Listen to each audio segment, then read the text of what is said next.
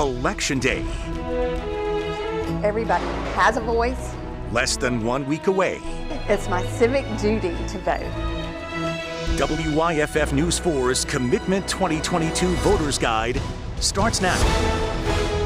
Good evening, everyone. I'm Carol Clark. And I'm Nigel Robertson. Thank you for joining us for our Commitment 2022 Voters Guide Special. In 5 days from right now, the polls will be closed in South Carolina for the midterm election. And one thing both parties agree on, there is a lot on the line. In the next half hour, we'll highlight many of the candidates this year that you will see on your ballot. First up, the U.S. Senate race in South Carolina. WYFF News 4's Jane Robilo takes a closer look at Senator Tim Scott and his Democratic challenger, Crystal Matthews. Republican Tim Scott was appointed to the U.S. Senate by then-Governor Nikki Haley in 2013. He's seeking his second full term. Democratic challenger Crystal Matthews represents Berkeley and Charleston counties in the State House. I asked both candidates about the issues of greatest concern to South Carolina voters, starting with controlling inflation. Obviously, the first step is to stop spending money we don't have. $4 trillion in excessive spending led to 7 months over 8%. One of the ways that we eliminate inflation is to literally stop spending money.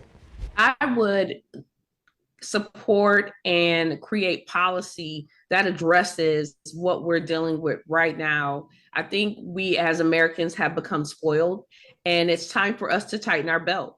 We simply can't have everything that we want all at once.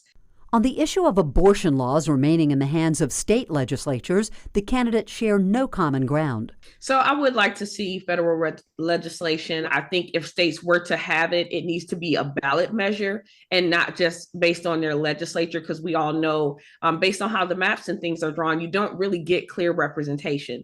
And so I really believe that this needs to be federally codified. What we know for sure is that the courts have ruled it's a state issue now. What we see from the left is the fact that they want to have a federal apparatus where abortion is available on demand up to the 38th week of pregnancy. That is awful. If Matthews is unsuccessful in her U.S. Senate bid, she's hoping to win a third term in the State House. Senator Tim Scott has said that if he wins, this will be his final term in the U.S. Senate. Jane Robilo, WYFF News 4. Into a Senate race getting even more national attention. Georgia voters will decide between incumbent Senator Raphael Warnock and Republican challenger Herschel Walker. Our Taggart Houck has more on that race. Incumbent Democratic Senator Raphael Warnock faces Republican challenger Herschel Walker for U.S. Senate in Georgia. The two squared off in a debate. We passed the Inflation Reduction Act. We have to protect this country. Warnock was elected to serve Georgia in the Senate in 2020 after a special election for the seat. He's a preacher from the Savannah area who says he's focused on fighting for voting rights and expanding access to affordable health care. Meeting with voters last week, he talked about infrastructure and said he wants to represent all parts of the state. You can't serve the people if you don't know the people. You got to spend time with the people. And for me, this is one of the most exciting parts of the job, is being with the people you serve. Walker, the former football star, says he's the best choice for Georgia voters. His bus tour rolled into central Georgia last week. He says he supports law enforcement, wants to make America energy independent, and stands for conservative family values. Walker has also faced controversy after allegations that he paid for his ex-girlfriend's abortion. He continues to deny those allegations while saying he's a better choice than Warnock. Right now, this election is about what he's done as a senator. You know, everyone has had things that happened in his life. He has it as well. He's hit a lot of hills, but right now, this election is about what's going on right now in this country. And like I said, he's done this in less than 2 years. Right now, he's asking for 6 more. I don't know if we can recover if we give him 6 more years. In Georgia, Taggart Houck, WYFF News 4. Now, the Georgia Senate race is one of many that could impact the balance of power in the U.S. Senate. Right now, the balance of power is essentially even. 50 Republicans, 48 Democrats, and 2 independents who caucus with the Democrats. Right now, the Democrats hold the so-called majority because Vice President Kamala Harris makes a tie-breaking vote. North Carolina Republican Senator Richard Burr is not seeking re-election, so one thing is certain, the state will get a new senator. Jane Robelo highlights the Senate race between candidates Ted Budd and Cheri Beasley. U.S. Representative and businessman Ted Budd is hoping to keep retiring Senator Richard Burr's seat on the Republican side of the Senate, while former Chief Justice of the North Carolina Supreme Court, Cheri Beasley, is hoping to flip the seat, giving the North Carolina Democrats a Senate win for the first time since 2008. I ask each candidate what they would do, if elected, to curb inflation and ease consumers' economic pain.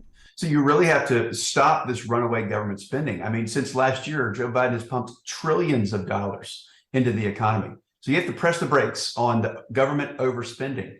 The other thing you want to do is stop making it so hard on farmers and small businesses. So you really need to roll back regulations.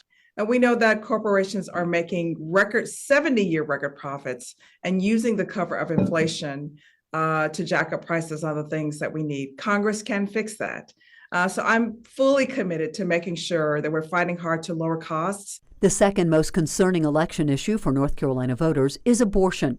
I asked the candidates if legislation should stay at the state level or if they support federal laws. And I will fight hard to make sure that Roe versus Wade is the law of the land. Roe versus Wade allows for protections and restrictions on abortions, particularly those later in pregnancy, and such that they only happen when there are serious problems during the pregnancy, like risk to a mother's health. And that framework has worked for us here in North Carolina and across this country. Well, I agree with the Dobbs decision that pushes it back to the states. I'd rather have it made by 170 legislators in North Carolina rather than 9 in 1973 in the U.S. Supreme Court. So it belongs at the state. If the Democrats are going to do something as extreme as their recent legislation to allow abortion at any time for any reason and at taxpayer expense for those who don't even agree with that, I think that's well out of step with North Carolinians. This open seat in North Carolina, once held by the Republicans, will be a pivotal win for either political party in the quest for control of the U.S. Senate. Jane Robelo, WYFF News 4. Governor Henry McMaster faces Democrat Joe Cunningham in the race for South Carolina governor. There hasn't been a Democratic governor in more than 20 years. Cunningham hopes to change that. And if McMaster wins, it would make him the longest serving governor in state history. Taggart Howe previews that race. Governor Henry McMaster faces challenger Joe Cunningham in the race for governor of South Carolina. McMaster has a long history in public service. In 1981, he was appointed by President Ronald Reagan to be U.S. Attorney for the District of South Carolina. He's been State Attorney General and was Lieutenant Governor when Nikki Haley was governor. And since 2017, he's been governor. We've cut income taxes for the first time. We've had record capital investment. We've paid teachers more. We're paying law enforcement officers more. And we are going to continue doing that. Cunningham represented the Low Country in Congress. He says his campaign is about new ideas versus no ideas. We're running to legalize marijuana, running to legalize sports betting, take some of that money, pay our teachers more, fix our roads. And we also want to move to eliminate the state income tax in South Carolina. Among the issues are abortion. McMaster says he believes Roe v. Wade, which allowed for abortions up to 6 months, was too extreme, and that he trusts South Carolina lawmakers will increase restrictions. I believe they will come up with a bill that is acceptable to most of the people of the state. Cunningham says it should be a personal choice. I trust women. I trust women to make their own health care decisions. Both have focused on education, agreeing that teacher pay and retention is a main priority. Who can blame them for leaving when the starting salary is $36,000 a year? And so we want a 10% raise across the board for teachers. We want to get the starting salary up to $50,000 a year by the end of my second term and give teachers the respect they deserve. McMaster announced a plan earlier this year to get teachers making $36,000 a year up to $40,000. He says work there is not done. We have 3 pillars of our strength: our economy, our environment, and our education. Of those 3, education is the most important. We need to take great steps now, and we're doing it. Taggart Howe, WYFF News 4. I have had a front row view of the policy dysfunction of our system. Part of our problem with our system was that the teacher voice wasn't at the policy level. Coming up, 2 women vie to become South Carolina's Superintendent of Education. Hear what both candidates have to say on policy issues and other more controversial topics.